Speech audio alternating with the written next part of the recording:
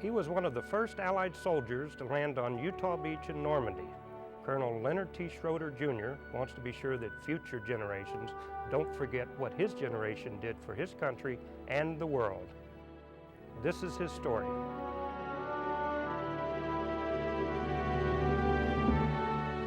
When one of his elementary school teachers commented in writing, "Schroeder is going to be a leader," she didn't know how right she was. The Maryland native and only child excelled at sports and was captain of all athletic teams in which he played. After being commissioned into the Army from the University of Maryland ROTC program, Leonard Schroeder was tasked with commanding a company. I commanded that company. It was 41 until 44. And I knew those guys. I knew every one of them. I could tell their voice at night in the woods. And they knew me. And I always told them, I'll never give you a job to do that I won't do myself. His leadership skills proved invaluable years later when he led the first wave of Allied soldiers onto Utah Beach on D-Day.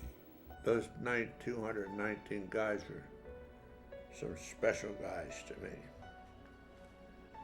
We even did amphibious training up here in the Panhandle in Apalachicola in Florida.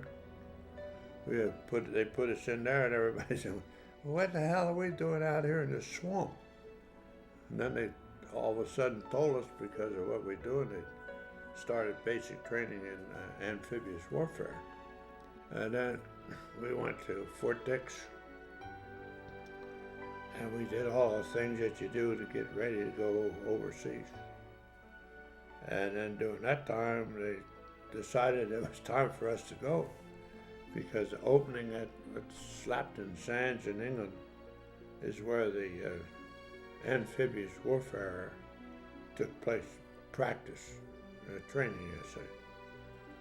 And all those divisions had to do that. Well, we all knew that we were being trained for the invasion. Slapton Sands made an ideal staging area because it was strategically located and had beaches. All of the divisions went through invasion training there together, and more than once. The third time was a mass performance, rehearsal, was what we called it. All them boats out there, as many as they could get up near that beach.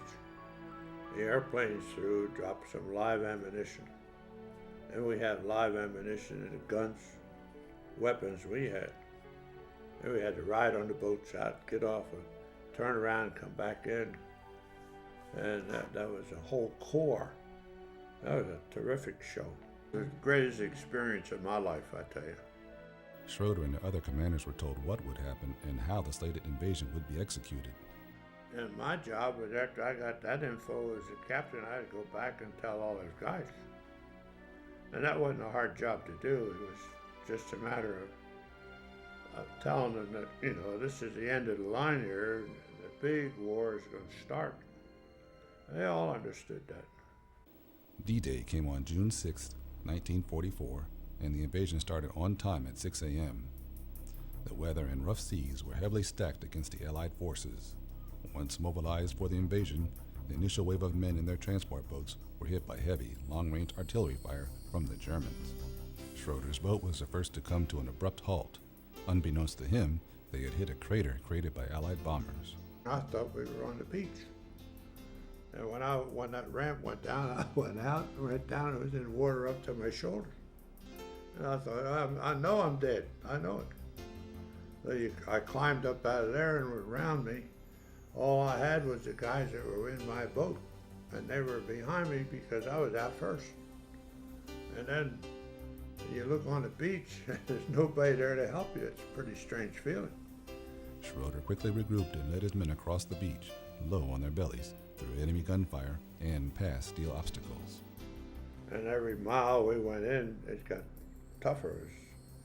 It had these pillboxes all along the road. And you had to go take one at a time. And I lost quite a few guys making that route, including me. I was moving and shell went off, close by where I was running. And I carried a pistol on this side. out of carbine. If I could have had a cannon, I would have taken the cannon too.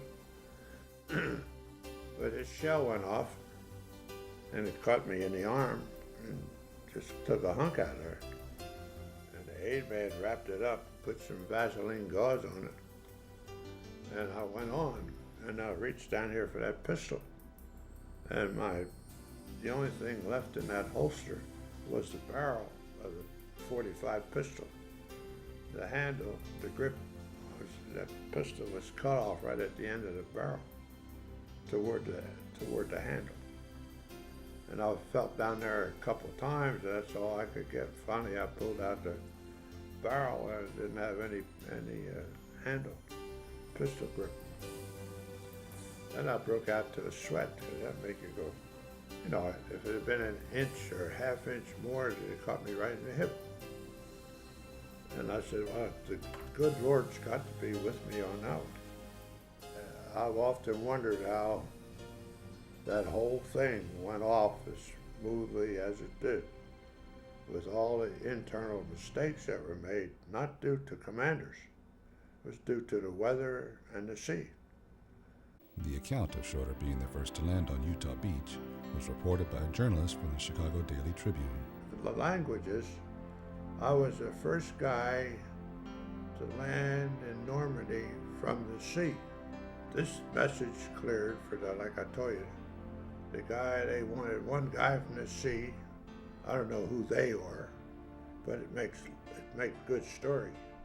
One guy from the sea, one guy from the airborne troop people, because that was the big publicity, you know. Invasion of Normandy. A French magazine featured him on the cover, returning to the scene on Utah Beach. He attended the events in Normandy commemorating the 50th anniversary of D-Day.